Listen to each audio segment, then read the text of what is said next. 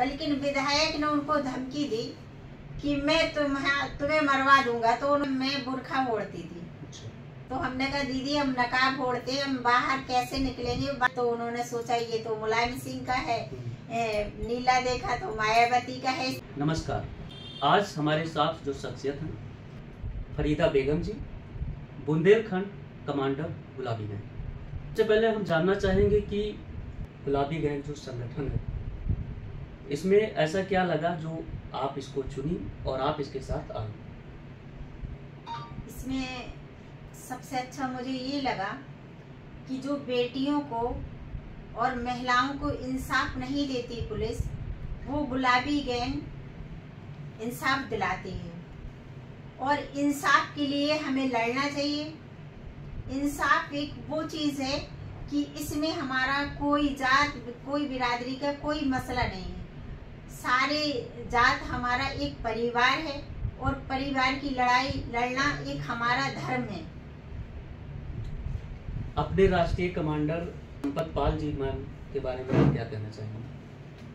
हमारी राष्ट्रीय कमांडर संपत दीदी ने देश में नहीं विदेशों में भी नाम कमाया है। और हमारी राष्ट्रीय कमांडर ने कितनी महिलाओं, कितनी बेटियों की शादी कराई है, कितनी महिलाओं को इंसाफ दिलाया है। और यहाँ तक कि वो एक विधायक से भी सीलू कांड में जब उन्होंने उनकी लड़ाई लड़ी तो विधायक को उन्होंने जेल भेजा था। लेकिन विधायक ने उनको धमकी दी कि मैं तुम्हें मरवा दूंगा। तो उन्होंने कहा ठीक है, मौत एक दिन आना है, आप मुझे मरवा देना, लेकिन ये लड़ाई मैं लड़ूंगी। और उन्होंने उस लड़ाई को लड़ा और उनकी जीत हुई, सच्चाई की जीत हुई। आप इस संगठन में कब ज्वाइन किए और कैसे हो, क्या परिस्थितियां बनी? हालात तो ऐसे थे कि उस टाइम मैं बुर्खा ओढ़ती थी। और जब संपत दीदी आई और कहने लगी फरीदा मुझे तुम्हें महोबा जिला कमांडर बनाना है, तो हमने कहा दीदी हम नकाब ओढ़ते, हम बाहर कैसे निकलेंगे, बात कैसे करेंगे। अरे बोली नहीं, तुम तेज हो और तुम बात करोगी और महिलाओं को इंसाफ दिलाओगी, मुझे भरोसा है तुम्हारे ऊपर। फिर उन्होंने 2 पत्रकार उनके साथ आए, तो उन्होंने हमारी फोटो ली और घोषित कर दिया कि मैंने जिला कमांडर फरीदा को बनाया।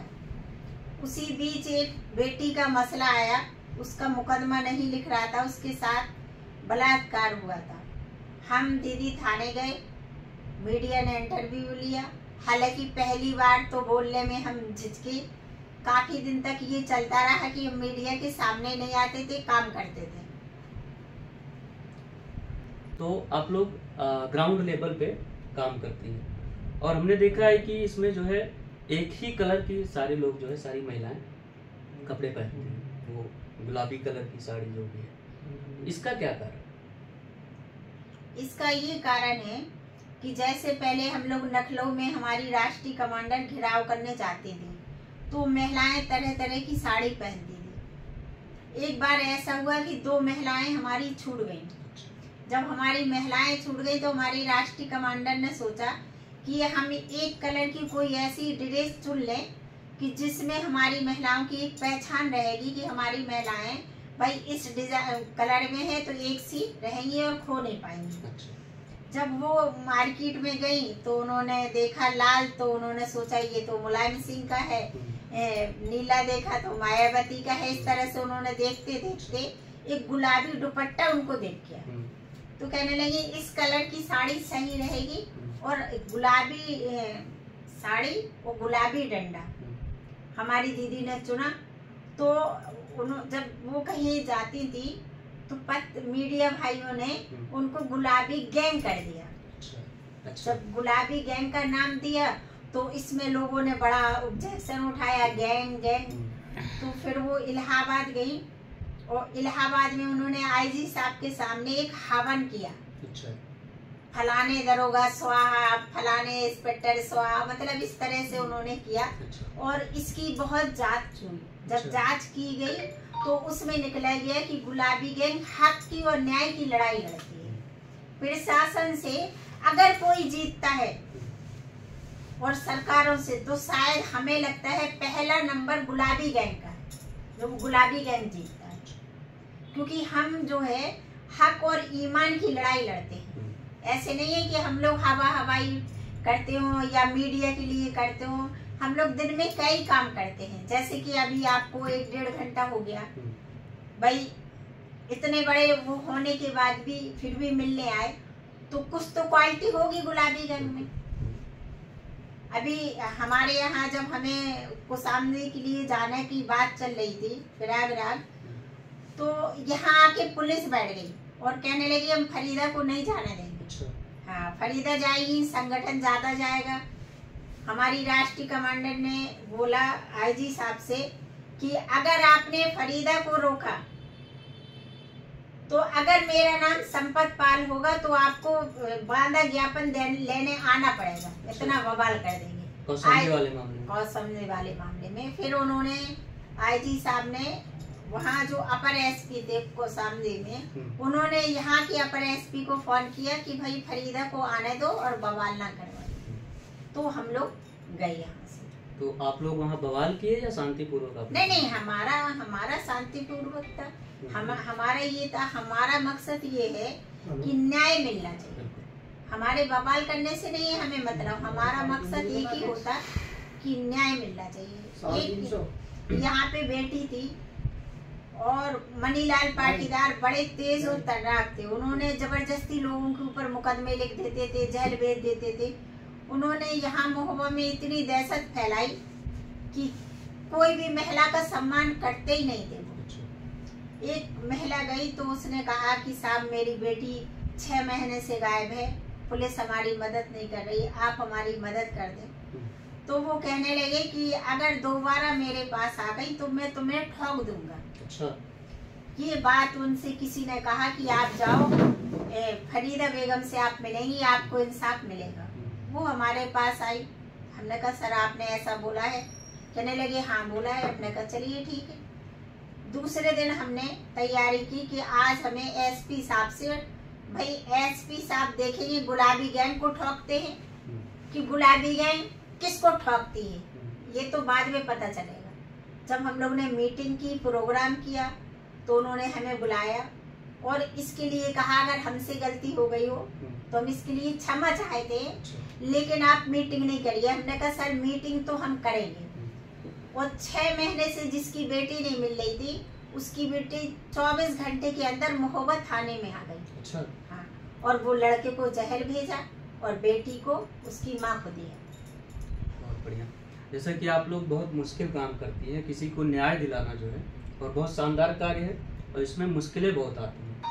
तो आप लोग ग्राउंड लेवल पे जब जाती हैं और सीधे सत्ता से कहीं टकराना पड़ता है, कहीं प्रशासन से टकराना पड़ता है, तो क्या मुश्किलें आती हैं?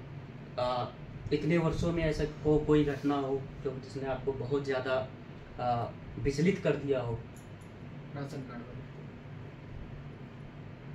भाई देखिए, हमें तो हम इसको समझते हैं कि हमारे साथ ऊपर वाले का आशीर्वाद है और जितनी हमारा परिवार है गुलाबी गैंग का, इनकी सारे गुलाबी गैंग की दुआएं हमारे साथ है। तो हमें तो कोई प्रशासन नहीं कर सकता, ना किसी के अंदर इतनी ताकत है, क्योंकि गुलाबी गैंग की जो शक्ति है वो लोग खुद देखते हैं कि हाँ इनके अंदर कुछ शक्तियां हैं, तो इनसे भिड़ने से कोई फायदा नहीं होगा। तो सरेंडर कर देता, अपने आप को खुद सिलेंडर कर देते हैं। और गुलाबी गैंग कभी ना सिलेंडर करती है और ना ही करेगी, क्योंकि मौत एक दिन आना है। मरेंगे तो इज्जत से और जिएंगे तो इज्जत से। अगर कोई महिला, कोई लड़की गुलाबी गैंग से जुड़ना चाहे, आपके संगठन से जुड़कर काम करना चाहे, तो वो कैसे कर सकते?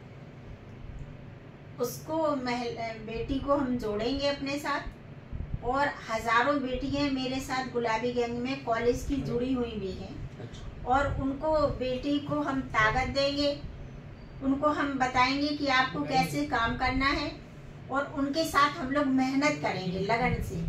जब वो बेटी इस लायक हो जाएगी कि काम करने लगेगी, उसको खुद शक्ति आ जाएगी, तो फिर हम उससे कहेंगे आप काम करिए, हम आपके साथ।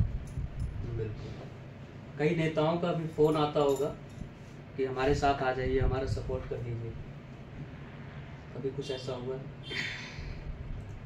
नेताओं का फोन तो बहुत हमारे पास आता है, एक बार ऐसा हुआ, हमारा एक मीटिंग चल रही थी और उसमें अखिलेश यादव जी को आना था। अच्छा। तो जब वो आए तो हमारी कम से कम होंगी 2,500-3 हजार महिलाएं बैठी थी।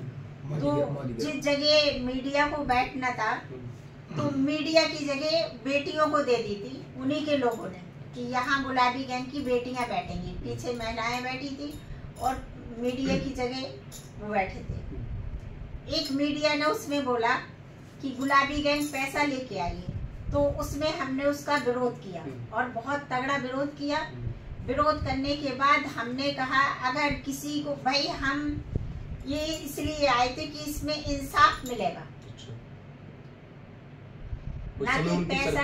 नहीं सरकार नहीं थी, लेकिन प्रोग्राम था। सरकार में भी हम 1-2 बार गए हैं।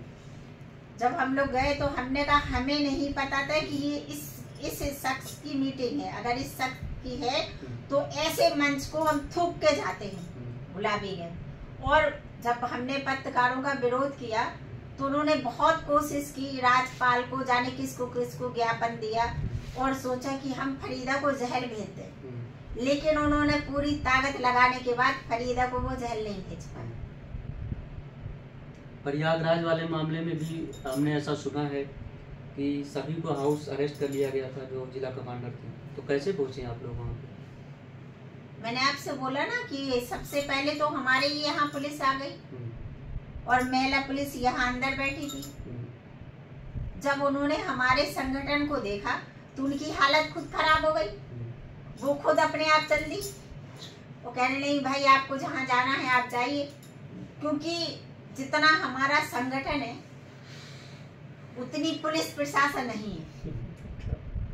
और एक घटना और हुई थी हमारे साथ, किसानों की रैली थी और किसानों की रैली में हम गए तो 4 गांव के बीच में हमारी महिलाएं थी। पुलिस प्रशासन हमें ढूंढ रहा था, पत्रकारों का भी फोन आ रहा था, फरीदा जी आप कहाँ हैं।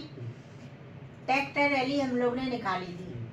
तो जब वो हमें नहीं मिले, ना ढूंढ पाए, तो हमारी एक गाड़ी आई ट्रैक्टर, तो ट्रैक्टर के पीछे पुलिस लग गई और उन्होंने रोक लिया, अपनी कारें लगा दी। कार लगाने के बाद हमने कहा अगर आप ये कार नहीं हटाएंगे तो इस कार को हम तोड़ देंगे। और हमने ट्रैक्टर से ड्राइवर को हटाया और ट्रैक्टर में हम बैठ गए। फिर प्रशासन आ गई, फिर उन्होंने कहा बहुत ज्यादा, उसकी वीडियो भी मेरे पास है, बहुत ज्यादा भीड़ थी। तो वो डंडे लिए होंगी, कम से कम 20 डंडे वो लोग लेके आए और हमारे पास हजारों डंडे थे।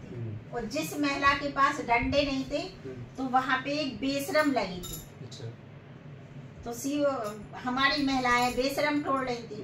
अच्छा, मैंने नहीं देखा कि ये बेशरम किसके लिए तोड़ रही। सीओ साहब ने कहा फरीदा जी ये बेशरम ये नहीं, आपकी महिलाएं कर क्या रही हैं। हमने कहा सर ये आपका स्वागत करेंगे, जबकि मुझे ये नहीं मालूम था कि ये बेशरम तोड़ रही है। मारने के लिए जिसके पास डंडे नहीं थे, तो उन्होंने कहा हम बेशरम तोड़े, हम बेशरम से मारे।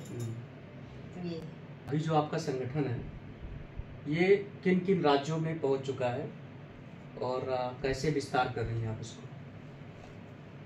देखिए अभी जो हमारा संघ, हमारी राष्ट्रीय कमांडर है, राज तो वो देख रहे हैं ज्यादातर। बुंदेलखंड का है तो वो हम देख रहे हैं। अच्छा, तो आपके उसमें जो है आपके अंडर में कितनी महिलाएं हैं इसमें?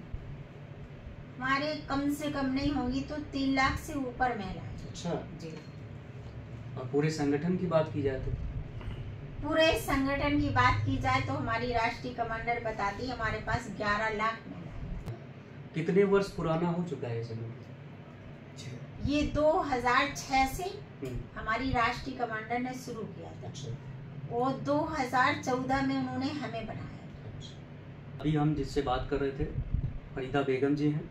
बुंदेलखंड जो क्षेत्र है, रीजन है, उसकी ये कमांडर हैं और गुलाबी गैंग में ये सक्रिय रहती हैं और बहुत बेबाकी से इन्होंने सारी बातों को, अपनी बातों को रखा। हम जल्द हाजिर होंगे किसी और नए शख्सियत के साथ, तब तक बने रहिए हमारे साथ। जय हिंद, जय भारत।